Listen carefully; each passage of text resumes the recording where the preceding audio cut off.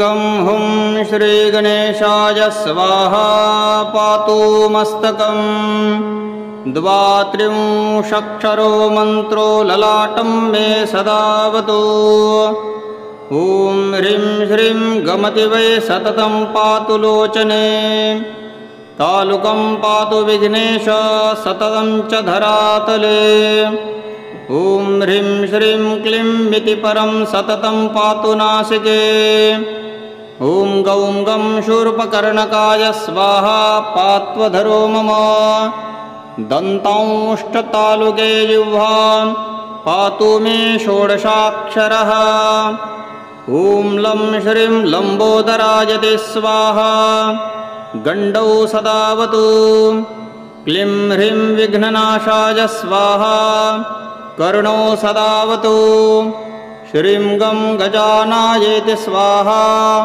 स्कन्दं सदावतु ह्रीं विनाकायेति स्वाहा पृष्ठं सदावतु क्लीं ह्रीं इति कालं कं पातु वक्षस्थलं परं करो पादो सदा पादु सर्वाङ्गं विघ्ननाशकृत प्राच्यां लम्बोदरः पातु आग्नेयां विघ्ननायकः दक्षिणे पातु विघ्नेशो नैऋत्यां तु गजाननः पश्चिमे पार्वतीपुत्रो वायव्यां शङ्करात्मजः कृष्णस्यां श्वश्वरोत्तरे परिपूर्णतमस्य च ईशान्यामे एकदन्तश्च हेरम्ब पातु चोर्ध्वतः अधो गणपतिः पातु सर्वपूजश्च सर्वतः स्वप्ने जागरणे चैव पातु मां योगिनां गुरुः इत्येतत्कवचं कृष्णो गोलोके दास्यतं मे मया नारायणेनात्र यमादेशुरसन्निधौ शनेश्चरायप्यर्पतत्तदं सर्वसङ्कटतारणं तदेवेदं महालक्ष्मी सर्वेभ्यः श्रावितं मया गुरुभ्यश्च विधेवत्कवचं धारयत्तजः कण्ठे वा दक्षिणे बाहु सोऽपि विष्णु समो भवेत् सर्वत्र विजये पूज्यो भवेद्ग्रहणमात्रतः भूतप्रेतपिशाचाश कुष्माण्डा ब्रह्मराक्षसाः डाकिन्यो योगिनाक्षवेताला भैरवादयः बालग्रहाग्रहाश्चैव क्षेत्रपालादलस्तथा वर्मणशब्दमात्रेण पलायन्ते चुभीरवः ऋजविजेरुभक्ताय स्वशिष्याय प्रकाशयेत् गणेशस्यातकष्टं वक्षे सुखप्रदं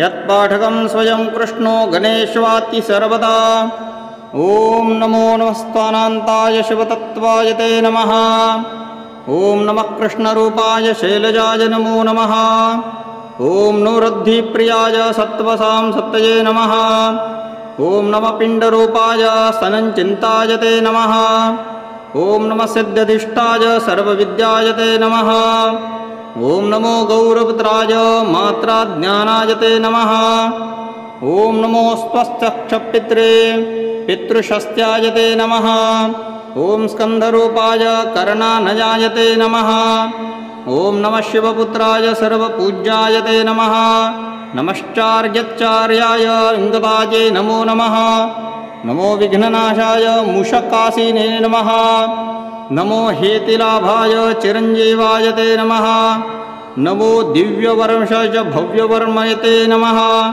नमः कवचाच्चाय व्याप्त्याय ते नमो नमः नमो मङ्गलाढ्याय भक्तिदार्ढाय ते नमः श्रीगणेशाय कृष्णाय नमो नमः इति स्तुत्वा नरो भक्त्या मरो भवति मोक्षकः गणेशवृत्तिमिक्तं तं की भूयो श्रोतुमिच्छति ॐ नमः ते ॐ गं हुं श्रीगणेशाय स्वाहा पातु मस्तकम् द्वात्रिंशक्षरो मन्त्रो ललाटं मे सदावतु ॐ ह्रीं श्रीं गमति वै सततं पातु लोचने तालुकं पातु विघ्नेश सततं च धरातले ॐ ह्रीं श्रीं क्लीं इति परं सततं पातु नासिके ॐ गौं गं शूर्पकर्णकाय स्वाहा पात्वधरो मम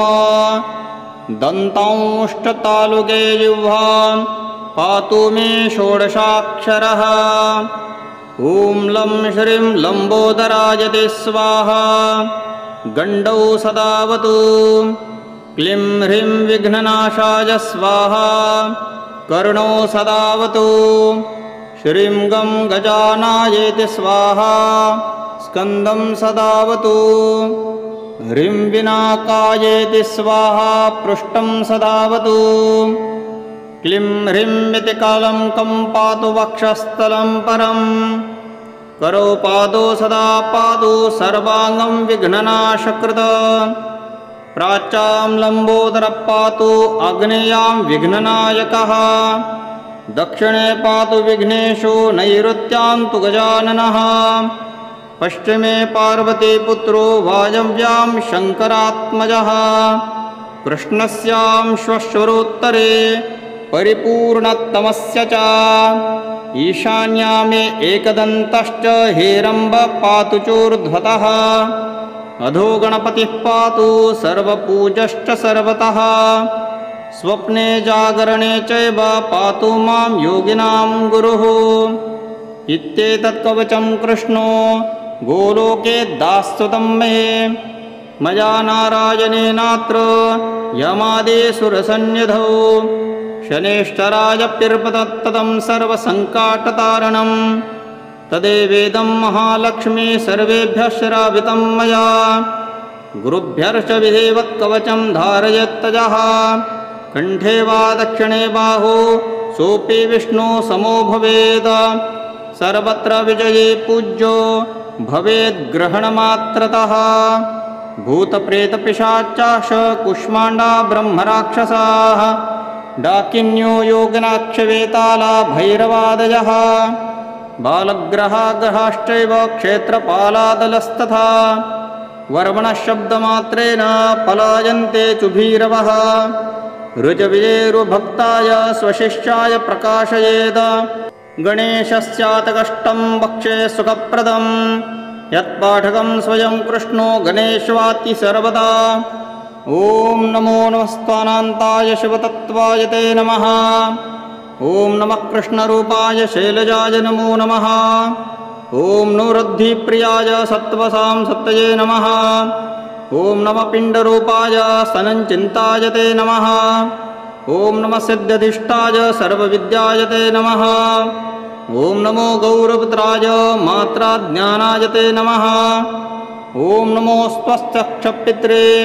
पितृशस्त्याय ते नमः ॐ स्कन्धरूपाय कर्णानजाय ते नमः ॐ नमः शिवपुत्राय सर्वपूज्याय ते नमः नमश्चार्यच्चार्याय इङ्गताये नमो नमः नमो विघ्ननाशाय मूषकासीने नमः नमो हेतिलाभाय चिरञ्जीवाय ते नमः नमो दिव्यवर्षाय भव्यवर्मये ते नमः नमः कवचाच्चाय व्याप्त्याय ते नमो नमः नमो मङ्गलाढ्याय भक्तिदार्ढाय ते नमः श्रीगणेशाय कृष्णाय नमो नमः इति स्तुत्वा नरो भक्त्या मरो भवति मोक्षकः गणेशवृत्तिमिक्तं तं की भूयो श्रोतुमिच्छति ॐ नमः ते ॐ गं हुं श्रीगणेशाय स्वाहा पातु मस्तकं द्वात्रिंशक्षरो मन्त्रो ललाटं मे सदावतु ॐ ह्रीं श्रीं गमति वै सततं पातु लोचने तालुकं पातु विघ्नेश सततं च धरातले ॐ ह्रीं श्रीं क्लीं इति परं सततं पातु नासिके ॐ गौं गं शूर्पकर्णकाय स्वाहा पात्वधरो मम दन्तांष्टतालुके जिह्वां पातु मे षोडशाक्षरः ॐ लं श्रीं लम्बोदराय ते स्वाहा गण्डौ सदावतु क्लीं ह्रीं विघ्ननाशाय स्वाहा कर्णौ सदावतु श्रीं गं गजानायेति स्वाहा स्कन्दं सदावतु ह्रीं विनाकायेति स्वाहा पृष्ठं सदावतु क्लीं ह्रीं इति कालं कं पातु वक्षस्थलं परम् करो पादो सदा पादु सर्वाङ्गं विघ्ननाशकृत प्राच्यां लम्बोदरः पातु आग्नेयां विघ्ननायकः दक्षिणे पातु विघ्नेशो नैऋत्यां तु गजाननः पश्चिमे पार्वतीपुत्रो वायव्यां शङ्करात्मजः कृष्णस्यां श्वश्वरोत्तरे परिपूर्णतमस्य च ईशान्यामे एकदन्तश्च हेरम्ब पातु चोर्ध्वतः अधो गणपतिः पातु सर्वपूजश्च सर्वतः स्वप्ने जागरणे चैव पातु मां योगिनां गुरुः इत्येतत् कवचं कृष्णो गोलोके दास्यतं मे मया नारायणेनात्र यमादिसुरसन्निधौ शनेश्चरायप्यर्पतत्तदं सर्वसङ्कटतारणं तदेवेदं महालक्ष्मी सर्वेभ्यः श्रावितं मया गुरुभ्यश्च विधिवत्कवचं धारयत्तजः कण्ठे वा दक्षिणे बाहु सोऽपि विष्णु समो भवेत् सर्वत्र विजये पूज्यो भवेद्ग्रहणमात्रतः भूतप्रेतपिशाचाश कुष्माण्डा ब्रह्मराक्षसाः डाकिन्यो योगिनाक्षवेताला भैरवादयः बालग्रहाग्रहाश्चैव क्षेत्रपालादलस्तथा वर्मणशब्दमात्रेण पलायन्ते चुभीरवः ऋजविजेरुभक्ताय स्वशिष्याय प्रकाशयेत् गणेशस्यातकष्टं वक्षे सुखप्रदं यत्पाठकं स्वयं कृष्णो गणेशवाति सर्वदा ॐ नमो नमस्त्वानान्ताय शिवतत्त्वाय ते नमः ॐ नमः कृष्णरूपाय शैलजाय नमो नमः ॐ नूरद्धिप्रियाय सत्त्वसां सत्तये नमः ॐ नमः पिण्डरूपाय स्तनञ्चिन्ताय ते नमः ॐ नमः सिद्ध्यधिष्ठाय सर्वविद्याय ते नमः ॐ नमो गौरपुत्राय मात्राज्ञानाय ते नमः ॐ नमो स्वस्त्यक्षपित्रे पितृशस्त्याय ते नमः ॐ स्कन्धरूपाय कर्णानयाय ते नमः ॐ नमः शिवपुत्राय सर्वपूज्याय ते नमः नमश्चार्यच्चार्याय लिङ्गदाये नमो नमः नमो विघ्ननाशाय मूषकासीने नमः नमो हेतिलाभाय चिरञ्जीवाय ते नमः नमो दिव्यवर्मशाय भव्यवर्मये ते नमः नमः कवचाच्चाय व्याप्त्याय ते नमो नमः नमो मङ्गलाढ्याय भक्तिदार्ढाय ते नमः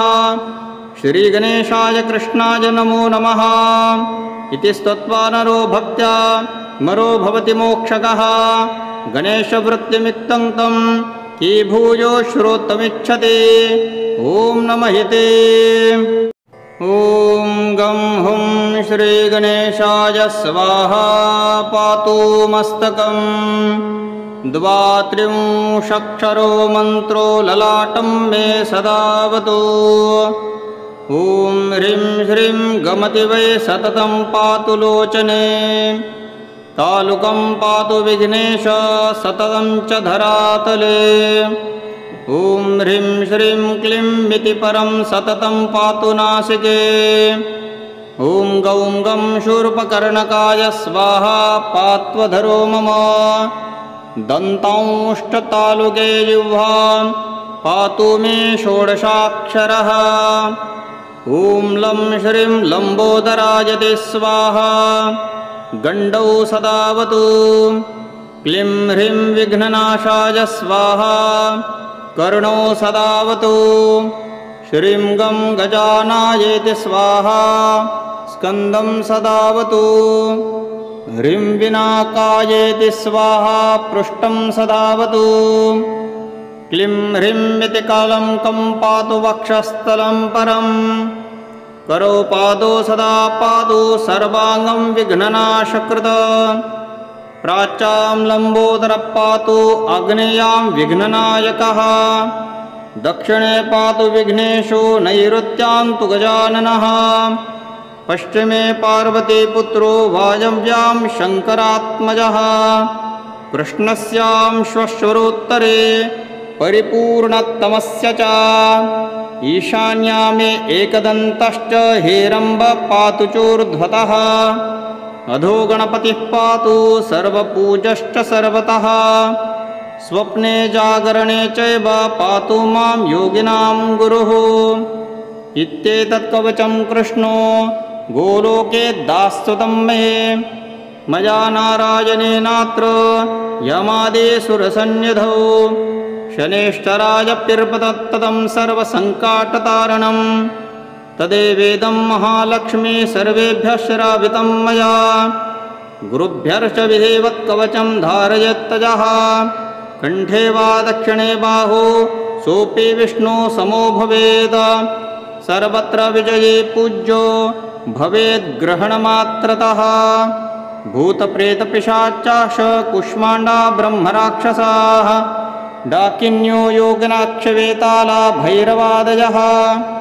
बालग्रहाग्रहाश्चैव क्षेत्रपालादलस्तथा वर्मणशब्दमात्रेण पलायन्ते चुभीरवः ऋजविजेरुभक्ताय स्वशिष्याय प्रकाशयेद गणेशस्यातकष्टं वक्षे सुखप्रदं यत्पाठकं स्वयं कृष्णो गणेशवाति सर्वदा ॐ नमो नमस्त्वानान्ताय शिवतत्त्वाय ते नमः ॐ नमः कृष्णरूपाय शैलजाय नमो नमः ॐ नुरुद्धिप्रियाय सत्त्वसां सत्तये नमः ॐ नमः पिण्डरूपाय सनञ्चिन्ताय ते नमः ॐ नमः सिद्ध्यधिष्ठाय सर्वविद्याय ते नमः ॐ नमो गौरपुत्राय मात्राज्ञानाय ते नमः ॐ नमो स्वस्त्यक्षपित्रे पितृशस्त्याय ते नमः ॐ स्कन्धरूपाय कर्णानयाय ते नमः ॐ नमः शिवपुत्राय सर्वपूज्याय ते नमः नमश्चार्यच्चार्याय लिङ्गदाये नमो नमः नमो विघ्ननाशाय मूषकासीने नमः नमो हेतिलाभाय चिरञ्जीवाय ते नमः नमो दिव्यवर्षज भव्यवर्मय ते नमः नमः कवचाच्चाय व्याप्त्याय ते नमो नमः नमो मङ्गलाढ्याय भक्तिदार्ढाय ते नमः श्रीगणेशाय कृष्णाय नमो नमः इति स्तुत्वा नरो भक्त्या मरो भवति मोक्षकः गणेशवृत्तिमिक्तं तं की भूयो श्रोतुमिच्छति ॐ नमः ते ॐ गं हुं श्रीगणेशाय स्वाहा पातु मस्तकं द्वात्रिंशक्षरो मन्त्रो ललाटं मे सदावतु ॐ ह्रीं श्रीं गमति वै सततं पातु लोचने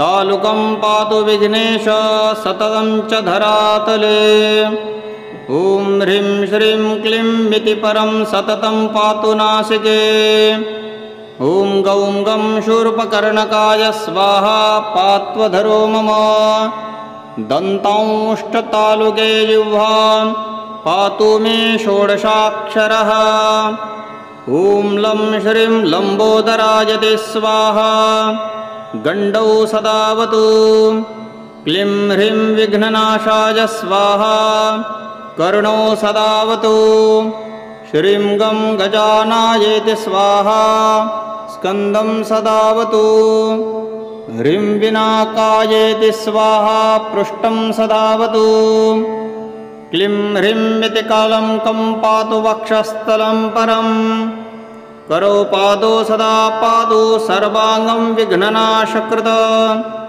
प्राच्यां लम्बोदरः पातु आग्नेयां विघ्ननायकः दक्षिणे पातु विघ्नेशो नैऋत्यां तु गजाननः पश्चिमे पार्वतीपुत्रो वायव्यां शङ्करात्मजः कृष्णस्याश्वश्वरोत्तरे परिपूर्णतमस्य च ईशान्या मे एकदन्तश्च हेरम्ब पातु चोर्ध्वतः अधो गणपतिः पातु सर्वपूजश्च सर्वतः स्वप्ने जागरणे चैव पातु मां योगिनां गुरुः इत्येतत्कवचं कृष्णो गोलोके दास्यतं मे मया नारायणेनात्र यमादेशुरसन्निधौ शनेश्चरायप्यर्पतत्तदं सर्वसङ्कटतारणं तदेवेदं महालक्ष्मी सर्वेभ्यः श्रावितं मया गुरुभ्यश्च विधिवत्कवचं धारयत्तजः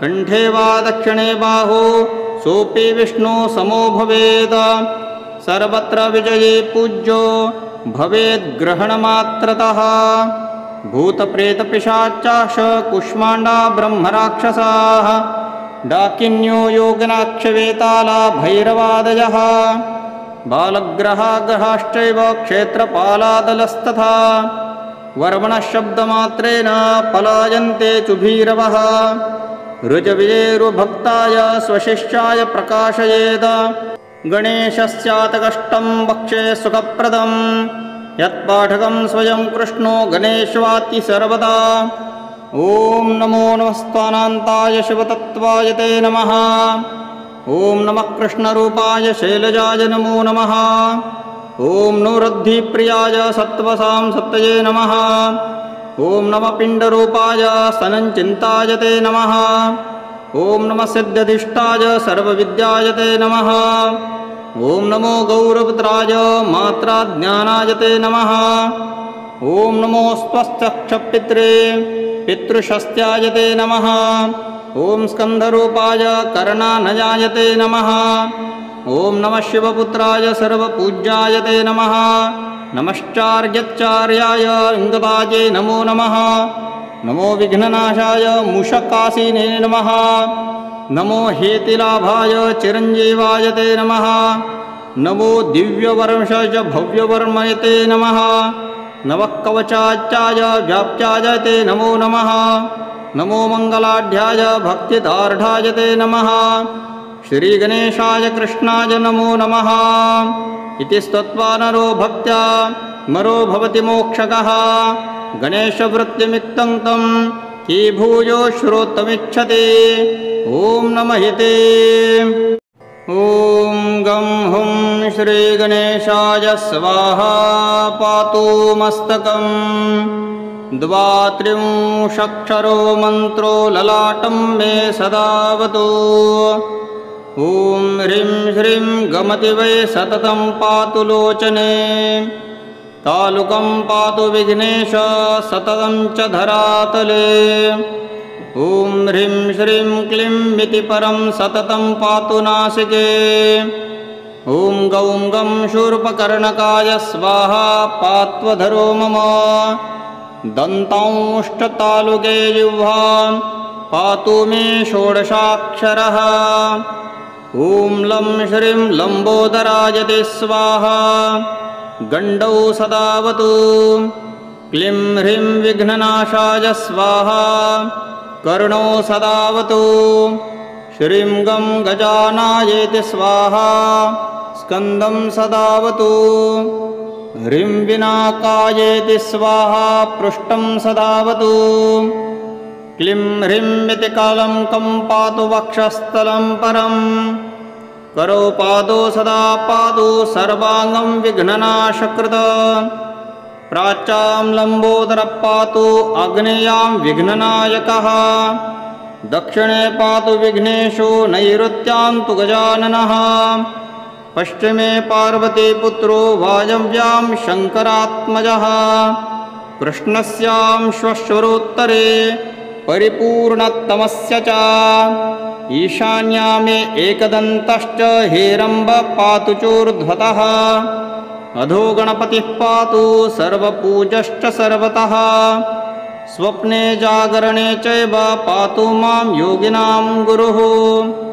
इत्येतत्कवचं कृष्णो गोलोके दास्यतं मे मया नारायणेनात्र यमादेशुरसन्निधौ शनेश्चरायप्यर्पतत्तदं सर्वसङ्कटतारणं तदेवेदं महालक्ष्मी सर्वेभ्यः श्रावितं मया गुरुभ्यश्च विधिवत्कवचं धारयत्तजः कण्ठे वा दक्षिणे बाहु सोऽपि विष्णु समो भवेत् सर्वत्र विजये पूज्यो भवेद्ग्रहणमात्रतः भूतप्रेतपिशाचाश कुष्माण्डा ब्रह्मराक्षसाः डाकिन्यो योगिनाक्षवेताला भैरवादयः बालग्रहाग्रहाश्चैव क्षेत्रपालादलस्तथा वर्मणशब्दमात्रेण पलायन्ते चुभीरवः ऋजविजेरुभक्ताय स्वशिष्याय प्रकाशयेद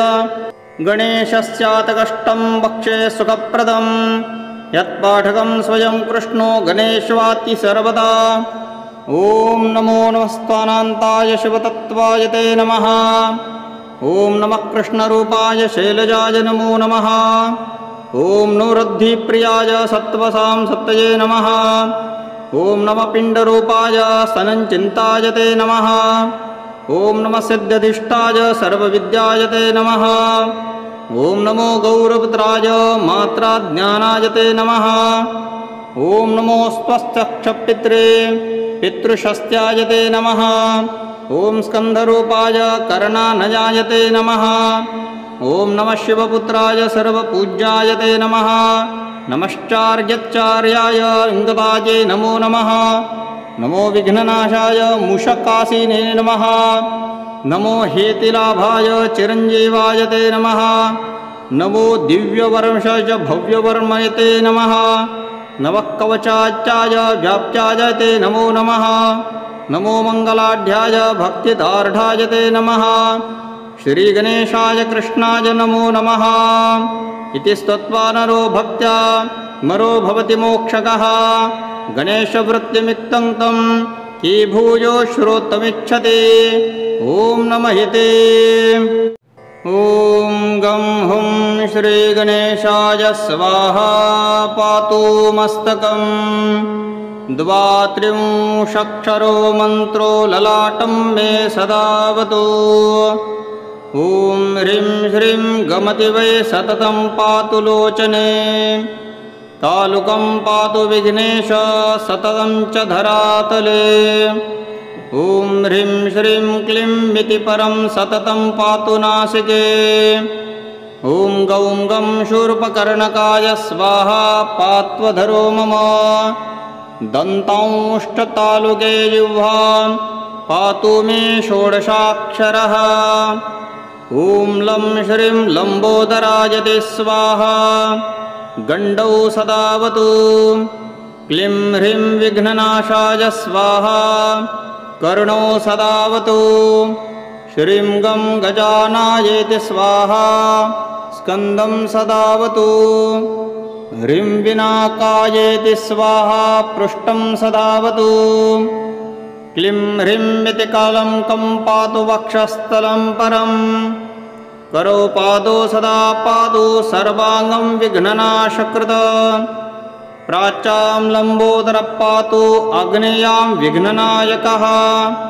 दक्षिणे पातु विघ्नेशो नैऋत्यां तु गजाननः।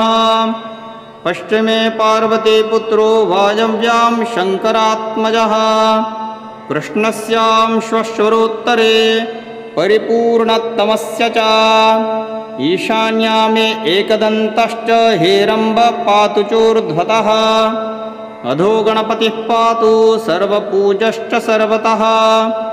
स्वप्ने जागरणे चैव पातु मां योगिनां गुरुः। इत्येतत्कवचं कृष्णो गोलोके दास्यतं मे। मया नारायणेनात्र यमादेशुरसन्निधौ। शनेश्चरायप्यर्पतत्तदं सर्वसङ्कटतारणं। तदेवेदं महालक्ष्मी सर्वेभ्यः श्रावितं मया। गुरुभ्यश्च विधिवत्कवचं धारयत्तजः। कण्ठे वा दक्षिणे बाहु सोऽपि विष्णु समो भवेत्। सर्वत्र विजये पूज्यो भवेद्ग्रहणमात्रतः। भूतप्रेतपिशाचाश कुष्माण्डा ब्रह्मराक्षसाः। डाकिन्यो योगिनाक्षवेताला भैरवादयः। बालग्रहाग्रहाश्चैव क्षेत्रपालादलस्तथा वर्मणशब्दमात्रेण पलायन्ते चुभीरवः। ऋजविजेरुभक्ताय स्वशिष्याय प्रकाशयेद गणेशस्यातकष्टं वक्षे सुखप्रदं। यत्पाठकं स्वयं कृष्णो गणेशवाति सर्वदा। ॐ नमो नमस्त्वानान्ताय शिवतत्त्वाय ते नमः। ॐ नमः कृष्णरूपाय शैलजाय नमो नमः। ॐ नूरद्धिप्रियाय सत्त्वसां सत्तये नमः। ॐ नमः पिण्डरूपाय स्तनञ्चिन्ताय ते नमः। ॐ नमः सिद्ध्यधिष्ठाय सर्वविद्याय ते नमः। ॐ नमो गौरपुत्राय मात्राज्ञानाय ते नमः। ॐ नमो स्वश्चक्षपित्रे पितृशस्त्याय ते नमः। ॐ स्कन्धरूपाय कर्णानजाय ते नमः। ॐ नमः शिवपुत्राय सर्वपूज्याय ते नमः। नमश्चार्यच्चार्याय लिङ्गताये नमो नमः। नमो विघ्ननाशाय मूषकासीने नमः। नमो हेतिलाभाय चिरञ्जीवाय ते नमः। नमो दिव्यवर्षाय भव्यवर्मय ते नमः। नमः कवचाच्चाय व्याप्त्याय ते नमो नमः। नमो मङ्गलाढ्याय भक्तिदार्ढाय ते नमः। श्रीगणेशाय कृष्णाय नमो नमः। इति स्तुत्वा नरो भक्त्या मरो भवति मोक्षकः। गणेशवृत्तिमिक्तं तं की भूयो श्रोतुमिच्छति। ॐ नमः ते। ॐ गं हुं श्रीगणेशाय स्वाहा पातु मस्तकम्। द्वात्रिंशक्षरो मन्त्रो ललाटं मे सदावतु। ॐ ह्रीं श्रीं गमति वै सततं पातु लोचने। तालुकं पातु विघ्नेश सततं च धरातले। ॐ ह्रीं श्रीं क्लीं इति परं सततं पातु नासिके। ॐ गौं गं शूर्पकर्णकाय स्वाहा पात्वधरो मम। दन्तांष्टतालुके जिह्वां पातु मे षोडशाक्षरः। ॐ लं श्रीं लम्बोदराय ते स्वाहा गण्डौ सदावतु। क्लीं ह्रीं विघ्ननाशाय स्वाहा कर्णौ सदावतु। श्रीं गं गजानायेति स्वाहा स्कन्दं सदावतु। ह्रीं विनाकायेति स्वाहा पृष्ठं सदावतु। क्लीं ह्रीं इति कालङ्कं पातु वक्षस्थलं परम्। करो पादो सदा पादु सर्वाङ्गं विघ्ननाशकृत। प्राच्यां लम्बोदरः पातु आग्नेयां विघ्ननायकः। दक्षिणे पातु विघ्नेशो नैऋत्यां तु गजाननः। पश्चिमे पार्वतीपुत्रो वायव्यां शङ्करात्मजः। कृष्णस्यां श्वश्वरोत्तरे परिपूर्णतमस्य च। ईशान्यामे एकदन्तश्च हेरम्ब पातु चोर्ध्वतः। अधो गणपतिः पातु सर्वपूजश्च सर्वतः। स्वप्ने जागरणे चैव पातु मां योगिनां गुरुः। इत्येतत् कवचं कृष्णो गोलोके दास्यतं मे। मया नारायणेनात्र यमादिसुरसन्निधौ। शनेश्चरायप्यर्पतत्तदं सर्वसङ्कटतारणं। तदेवेदं महालक्ष्मी सर्वेभ्यः श्रावितं मया। गुरुभ्यश्च विधिवत्कवचं धारयत्तजः। कण्ठे वा दक्षिणे बाहु सोऽपि विष्णु समो भवेत्। सर्वत्र विजये पूज्यो भवेद्ग्रहणमात्रतः। भूतप्रेतपिशाचाश कुष्माण्डा ब्रह्मराक्षसाः। डाकिन्यो योगनाक्षवेताला भैरवादयः। बालग्रहाग्रहाश्चैव क्षेत्रपालादलस्तथा। वर्मणशब्दमात्रेण पलायन्ते चुभीरवः। ऋजविजेरुभक्ताय स्वशिष्याय प्रकाशयेत्। गणेशस्यातकष्टं वक्षे सुखप्रदं। यत्पाठकं स्वयं कृष्णो गणेशवाति सर्वदा। ॐ नमो नमस्त्वानान्ताय शिवतत्त्वाय ते नमः। ॐ नमः कृष्णरूपाय शैलजाय नमो नमः। ॐ नूरद्धिप्रियाय सत्त्वसां सत्तये नमः। ॐ नमः पिण्डरूपाय स्तनञ्चिन्ताय ते नमः। ॐ नमः सिद्ध्यधिष्ठाय सर्वविद्याय ते नमः। ॐ नमो गौरपुत्राय मात्राज्ञानाय ते नमः। ॐ नमो स्वश्चक्षपित्रे पितृशस्त्याय ते नमः। ॐ स्कन्धरूपाय कर्णानजाय ते नमः। ॐ नमः शिवपुत्राय सर्वपूज्याय ते नमः। नमश्चार्यच्चार्याय इंगदाजे नमो नमः। नमो विघ्ननाशाय मूषकासीने नमः। नमो हेतिलाभाय चिरंजीवाय ते नमः। नमो दिव्यवर्मशाय भव्यवर्मये ते नमः। नवकवचाच्चाय व्याप्त्याय ते नमो नमः। नमो मंगलाढ्याय भक्तिदार्ढाय ते नमः। श्रीगणेशाय कृष्णाय नमो नमः। इति स्तुत्वा नरो भक्त्या मरो भवति मोक्षकः। गणेशवृत्तिमिक्तं तं की भूयो श्रोतुमिच्छति। ॐ नमः ते।